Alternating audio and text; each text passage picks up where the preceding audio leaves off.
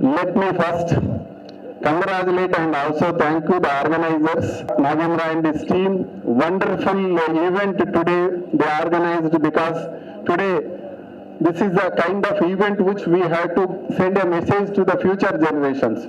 Protection, preservation and conservation of environment is not only responsibility of the present generation, but we have to keep this environment alive and we have to give it to future generation. That's why I want to congratulate Nagendra and his team.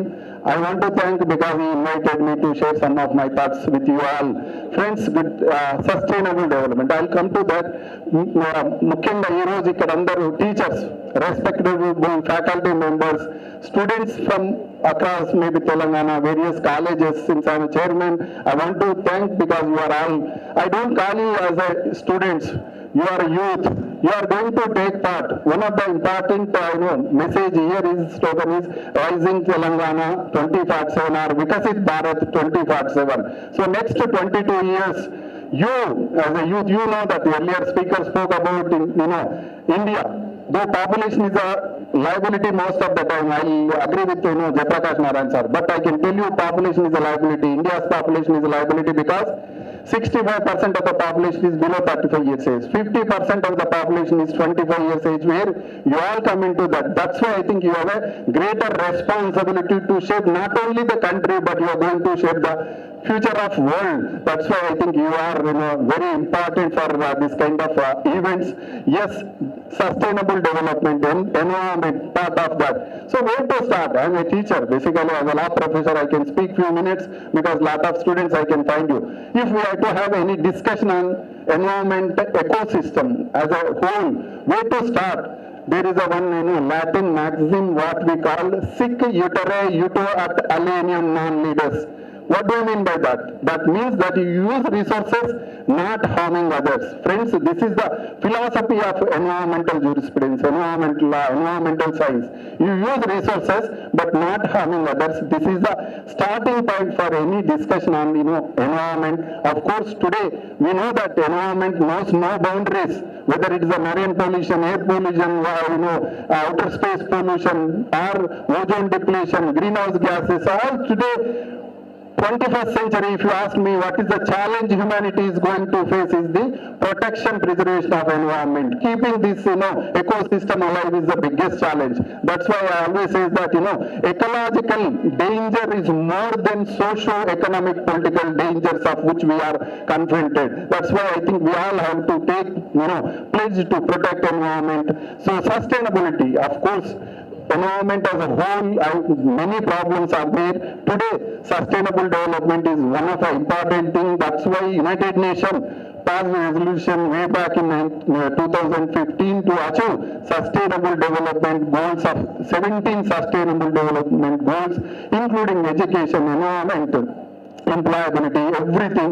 So what is a sustainable development? Today, yes, we are giving slogans talking about sustainable.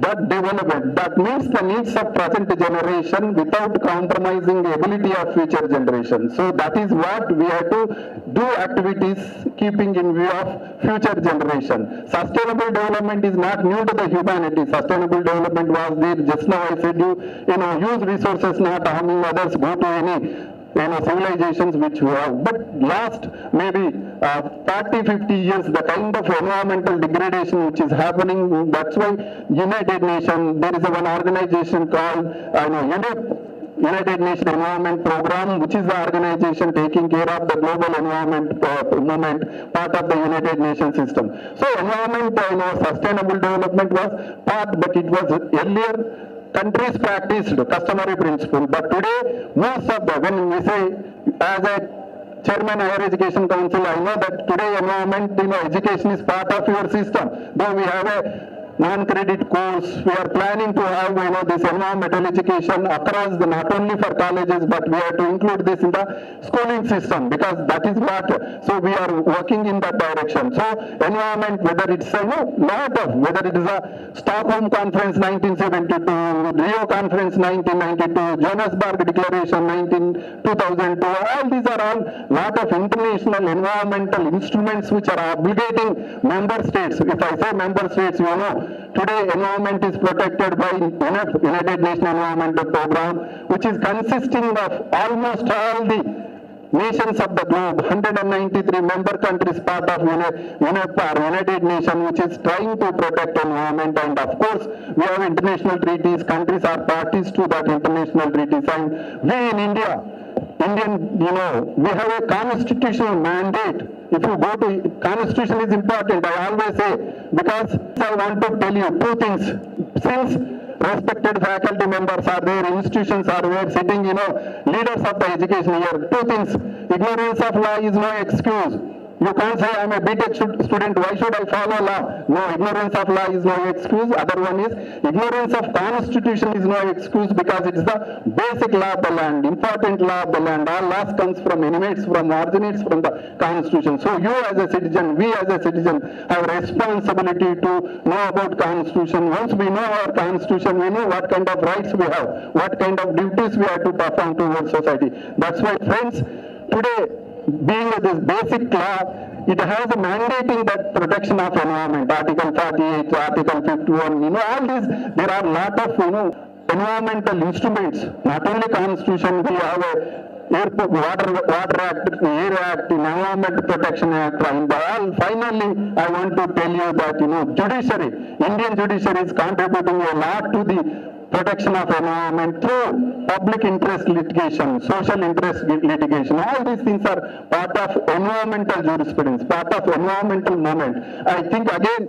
I'm coming back to the youth. So you are going to play an important role in this initiative. That's why I think you are going to play an important role. Next 22 years, again coming back to the Vikasit Bharat, next coming back to the Rising Telangana 2047. Why these 22 years are going to be very important for all of us, more particularly you, because we are aiming for, we are aspiring for, we are looking towards a transformed India, transformation from developing to developed country, from third world country to third largest economy, from importer economy to exporter. That's why I think next 22 years or 20 plus years, you are going to play a role.